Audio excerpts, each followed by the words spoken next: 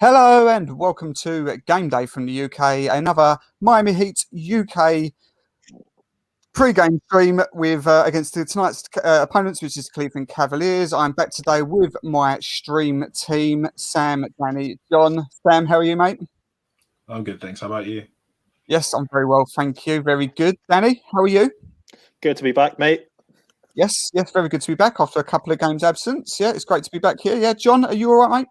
Yeah, I'm great, thanks. Good stuff. Yeah, sorry, we've missed the last two games. All of us, well, me and one or two others have had a couple of real life things that got in the way, so we had to go and do some family stuff, etc. So apologies for missing the last two games, but the Heat continue to roll on, guys, without us. Another two victories since we last spoke. The Magic last time out. So let's just do that before we come on to tonight's preview against the Cavs. First of all, we don't need to go any further, Sam, do we? Then Jim VP. How about Jimmy again? I mean, there's nothing more this guy can do, is there? Nah, Jimmy's playing at MVP level right now, and he really needs to get into the conversation. I think for the past 3 games, he's nearly averaging a 30-point triple-double, and that's pretty much what we needed him to do.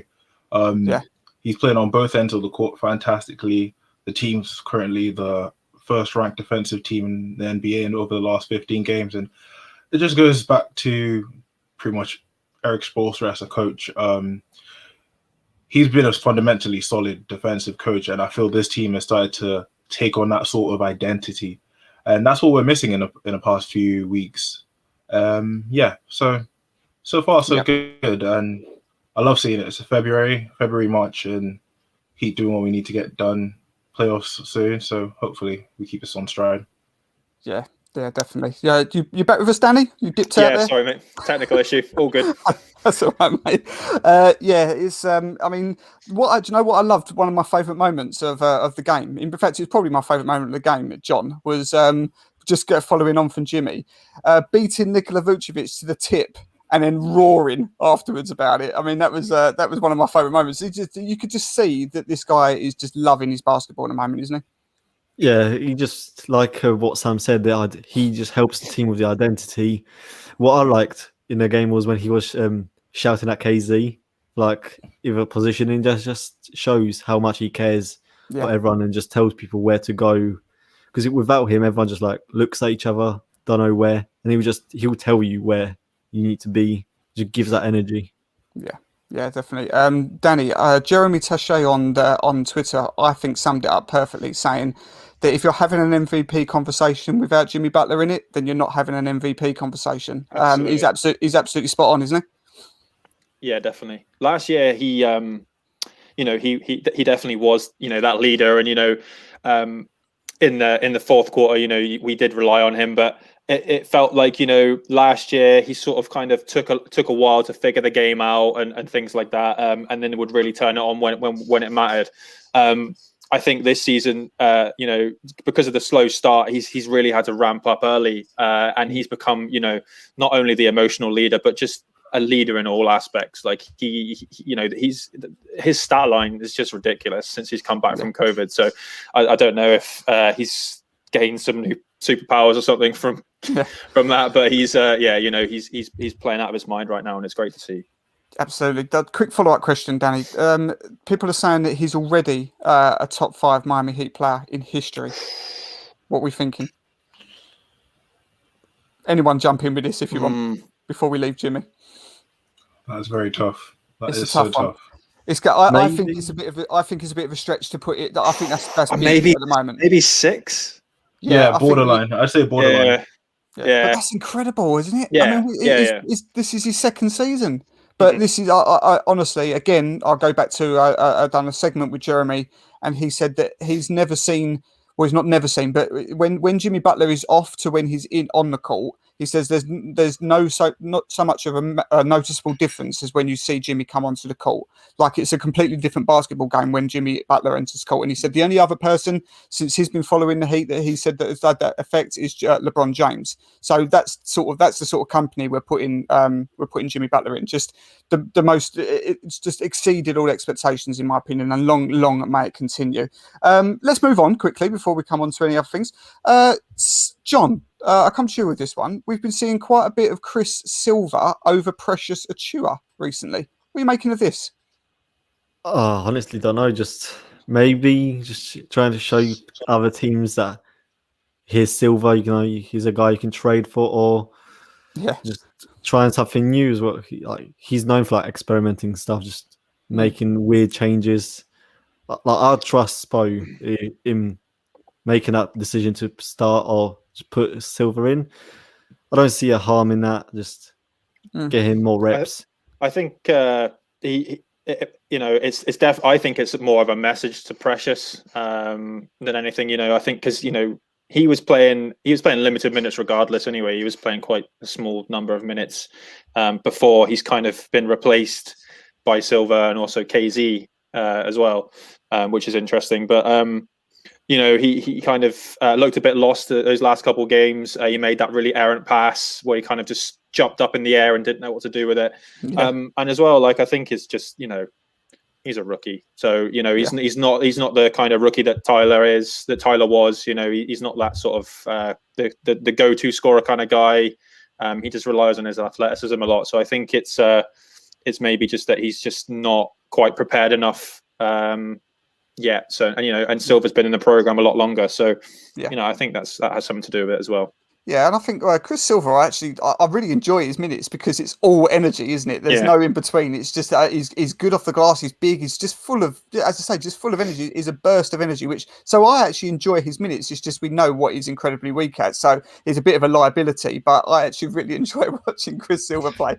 One player, Sam, who's been finally showing some impressive minutes, especially last time out, is KZ Okpala. He's had a couple of starts recently. 22 minutes against the Magic last time out. Again, he's not a box score sort of player, but defensively, he really impresses me. I think he's got some great length. He's got some real spring. We've seen some big blocks. When we see KZ in this sort of form, you start to realise why everyone's so excited about him, don't you?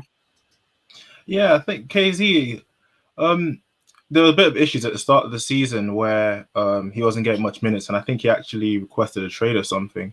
But it just goes to show that Eric Spoelstra just doesn't hand out minutes. You have to earn them. And obviously, since Bam's been out, the fact that he's actually got those minutes proved that he's actually worked for it.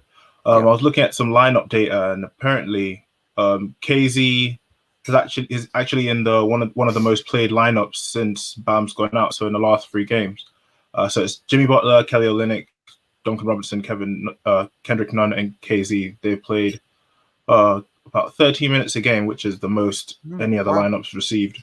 So yeah, he's getting the minutes, and I have seen some good defensive plays. I've seen some good offensive plays as well. But I think we just need to see a bit more of him, and he just needs to use the time effectively.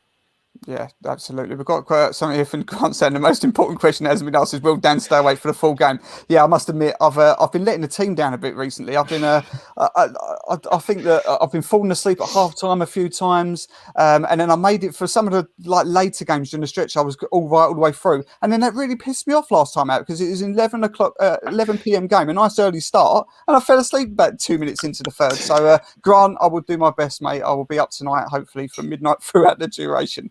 I just want to go back before we start on the Cav stuff. Before the game before that, which I can't remember who it was against. Was it Magic again? Goran Dragic, Chicago. Thank you. Yeah. Goran Dragic's fourth quarter explosion. Considering we didn't have a point up till half time, I personally, in the 5 years I've been following this team, and I know a lot of you have been following a lot longer than me, I've never seen a fourth quarter like it. John, that was about as incredible a takeover game that we needed, and it was needed as well because we were struggling. What did you make of that performance from the Dragon? Oh, that's what you expect from the Dragon on occasions. You know that when you really need to, he will bail you out and take over games. He joins the elite company of Dwayne Wade and Kelly that scored 20 points in the fourth quarter. Yeah, wow. Off the bench, is that right? Or just in? I think that's just in it's general. Just in general, right? Okay. So sorry, Dwayne Wade and who? Kelly Olynyk. What game was that? That was the Nuggets, wasn't it? In the bubble where he just went off. Okay. Oh yeah. Man. Wow. That's some elite company right That there. is some elite company, as you say. Yeah, that's incredible. I mean, the one thing I love about this team is we've got plenty of players that can do this sort of thing. But Goran Dragic at his age, it's astounding, Danny, isn't it, that he's still doing this? He's still arguably our third best player.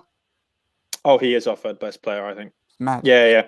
You know, you were kind of worrying, especially how the bubble run ended, that, you know, the quick turnaround and things might be an issue, and, you know, maybe they are to some effect, because, you know, Goran has been a little bit slower, but to see, you know, that explosion, just to see that it come back, and that was bubble Goran right there, you know, because bubble Goran was the best Goran that I've seen, you know, throughout his career. So, you know, you got flashes of that coming back, and if we can get that coming back on a more consistent basis and have that guy off the bench to rely on, and yeah, you know, what more do you want? So yeah, it was awesome to see that.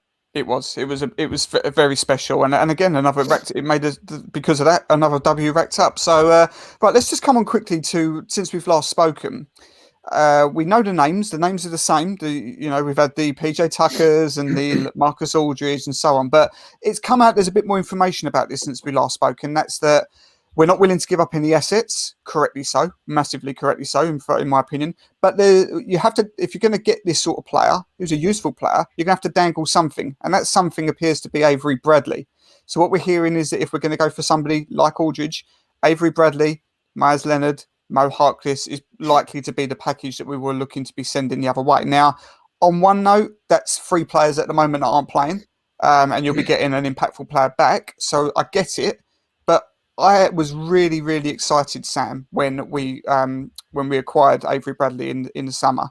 I thought it was exactly what we needed. We haven't got anybody else like him. It's been unfortunate that we haven't had him through injuries and health protocols, etc. But he's pretty much back now, and my opinion hasn't changed on him. So I still don't really like this. What's your thoughts on it? Same. I was quite excited when we picked him up in the offseason, because he gives you a bit of a 3-and-D play, stretches the court, and his defense on perimeter is quite impeccable. But like you said, we haven't really seen much of him, and we don't know how much that's going to last. I don't know if he's off the injury list at the moment, but he is a player that's had like injury concerns in the past, and he's not getting any younger. So we just don't know. I think if we're in a position to trade him for a piece that we could use to get us as far into the playoffs, then I see why not. What are your thoughts, John? I think I've seen you sort of quite active in group chats about this. So what do you think? Would you take this, or would you steer away and just look for buyout, if anything? Yeah, I'd wait for a buyout. I wouldn't want to trade Bradley for Aldridge, even if it's like a short-term gain. I would rather see Bradley in a Nets matchup than Aldridge. So we don't have perimeter guys apart from Jimmy. All our guards is liabilities on defense, and Bradley will help that.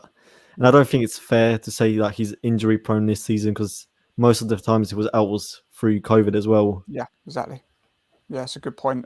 Anything to add to that, Danny, or your thoughts on LMA? Would you just, if you're going to pursue this, would you just look at buyout, or if are you looking at turning 3 guys that aren't playing into one that could? Yeah, I think I'm just sort of, I know it's difficult to match the salary and things like that when you're not trying to give up too many assets, especially if you're looking for a. Because I feel like I'm still sticking with my stance that I'm not that bothered about LaMarcus Aldridge. I'm more bothered about Rudy Gay. Not that, again, like I'm not like he's amazing or anything, but he sort of slots in and fits that kind of Jay Crowder-esque role that we missed. So if it's just for LaMarcus Aldridge, I'm not really that fussed about it. Like I'd happily keep Avery Bradley, because again, that's that point of attack defense that we lack so much.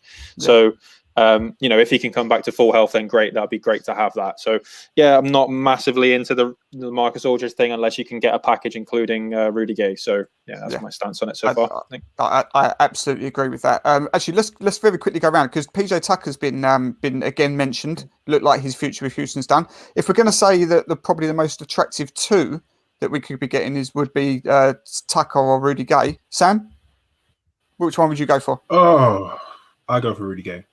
Because he gives you an all-around game, and he's got more size than Tucker. Okay. If you want someone just shooting in the corner, jacking up threes and playing some defense, then you take Tucker. But I think Rudy Gay's got a more all-round, solid game, like Sam said. Sorry, I didn't mean to butt in there. But... No, that's good. That's your ones then. So that's two for Rudy. John, you following or? Yeah, all three for Rudy. There we go. Rudy Gay. We'll have a bit of Rudy Gay. Lovely. Right. Okay. Let's come on to the reason why we're here, which is to preview the Cavaliers game tonight. Let's just go through the usual stats. Cavaliers 14-24, which is 12th, good for 12th in the East. Heat now obviously on a roll, 21-18, which is good for 4th. The Cavs are 5-14 away from home. The Heat are 11-8. Last 10, Cavs 4-6. Heat 9-1. 10 out of 11 as well, in fact. Cavs currently on a 3-game losing streak. Heat have now won 4, as I just said, 10 of the last 11. So a real turn in fortunes. Go back a month or so, this was sort of flipped. Cavs were looking good. They're now not looking good. Also have lost Kevin Hart, Kevin Love. I've lost Kevin Love. I think Kevin Hart would do very well playing basketball, would he? He lacks a bit of size. Yeah. Kevin Love is out now. He's not playing tonight. They've got a few injury problems as it goes. Deladova, Drummond, obviously, as we know, Prince all out. Sam, I'll start with you. This looks like nothing more than arguably the most straightforward Heat win of the season here for me. What are your thoughts?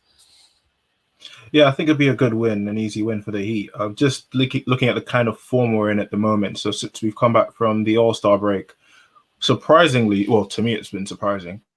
In terms of defensive rating, Tyler Hero and Goran Dragic lead the Heat from the All-Star break. And I think they're about 91.6 or 91.8, which is fantastic. Wow. And it just goes to show what Jimmy Butler's kind of commanding in the backcourt sort of defense. So yeah, if they can hold Colin Sexton to a good game, I reckon it should be a good game, regardless. Yeah, I think it's as a reason why I think this should be straightforward is that is literally it. You look at Sexton, he's a good, exciting young player. He's going to only keep getting better. I like to look at Garland as well. He's a good threat, but with Bam coming back, where we think he's back, he's probable. So we'd just like to speak about Avery Bradley is. I'd rather he sits this out. I'd rather he sits the game out. I would. To be honest, we're on a second. We've got a back-to-back here as well. This is the first night of the back-to-backs. We're off again tomorrow again, and the schedule starts to get a bit tougher after tonight. We've beat all the stuff that was put in front of us, which we should have done, and after tonight, it starts to get easy. So I think we should play hard to start with, and then start to get some rest in. John, what are your thoughts? Do you think it's a matter of keep Sexton relatively quiet, and this should be sort of relatively comfortable? You would like to think. Yeah, I think this should be an easy game. I'm just looking at the cleaning the glass stats. Cleveland's dead last in offense for the season and 24th on defense. And during a 3-game losing streak, they're losing by almost 24 points. Yeah, so I don't think that should be a problem. I think the only issue with this team is their size. They're quite lengthy and they're quite big. Yeah, they got Jared Allen now, who's going to get the boards. They've got some big pieces. So and obviously one of our Achilles heels the whole season has been rebounding. So I think that might be maybe the crux of this game, because other than that, I mean, unless you get Cedi Osman going to be the new random scrub Heat killer, I think we'll be fine. Yeah, this is it. I mean, you're right there, John, what you say. They're dead last in offensive rating. They've scored 82 points only in their last 2 games. But yes, they are good off the boards, as you say there, Danny. Yeah, I think they're third in offensive rebounds. This is obviously something, as you quite rightly say, is our Achilles heel. So there could be some issues here. But as you say, I would like to think we start fast, we get that big lead, and then halfway through the fourth, we just rest up, and it might end up seeing that it's a closer game than it shouldn't be. But the message here from Spo should be get the job done early and get some rest, because then after this, it does, as I say, start to tighten up a bit the schedule. So just want to get your thoughts, Danny. Actually, I'll stick with you. Just want to get your thoughts on the fourth quarter, the closers, if you like, because Eric Reed said in the last game, which I didn't know, is that Iguodala and Tyler Herro have played every minute of the last 2 fourth quarters. What do we think here? What would you say at full health? Let's say that Avery Bradley is in tonight, or let's just say going forward he's now a part of this rotation. What do you think is going to be like the go-to closing 5 now? I think it might stay relatively the same. I think Spo likes that second sort of option, bringing the ball up with Iggy bringing the ball up and that sort of calming effect. And I saw a Bleacher Report, not that I really listened to much what Bleacher Report said, but I seen a Bleacher Report article that said one of the trade scenarios would be that for the Marcus Aldridge that we'd said Iggy. And I really wouldn't want to send Iggy. I think he's a really good calming presence for the team, and that's what we need. Because we can see when we don't have the leaders out there. It's the young guys. They're kind of all over the place. So I think it will stay relatively similar. I think it'll be matchup dependent. Obviously, if they got quick guards, then we'll get Avery in there instead of maybe Hero. But no, I think he likes a scoring punch from Hero too. So yeah. Yeah, I think so. Yeah, I've got no interest in sending Iggy anywhere. I think he's been absolutely brilliant. Look, just take away, what's maybe some more minutes on his legs than we maybe want, but I think maybe we'll look to rest him up as we get closer to the playoffs because he's going to be essential. I really do believe that.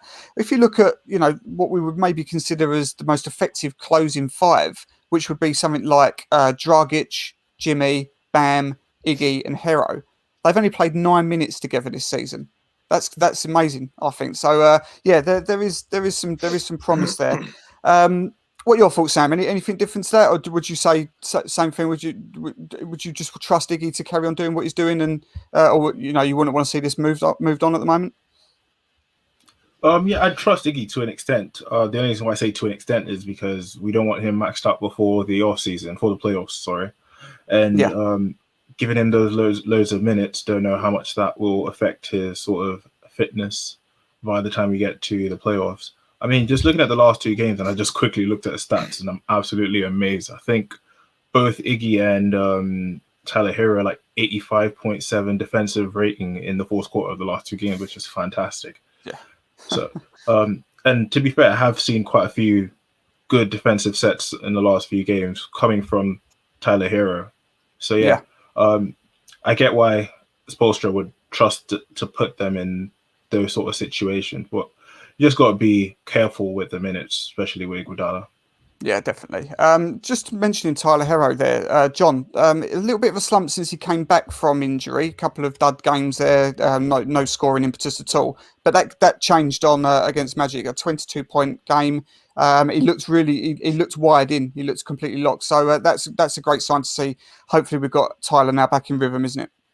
Yeah, I think his struggles was just getting his feet up, his leg down, and that.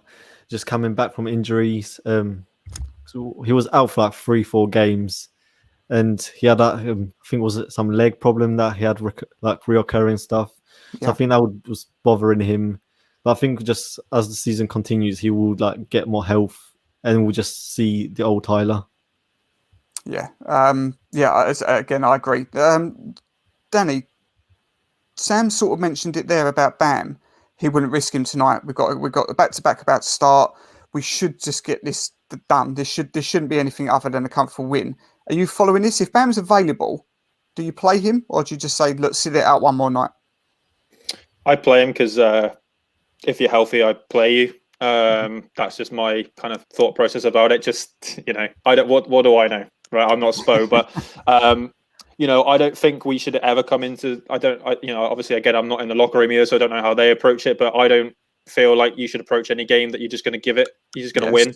This is very true. Yeah. So every win is important. I've said it before. The season's obviously a little bit shorter, and we started off a little bit rocky. So you want to get as high a seed as possible. And I think that if you can capitalize on these wins, the games that you should win, because we've been historically bad at that.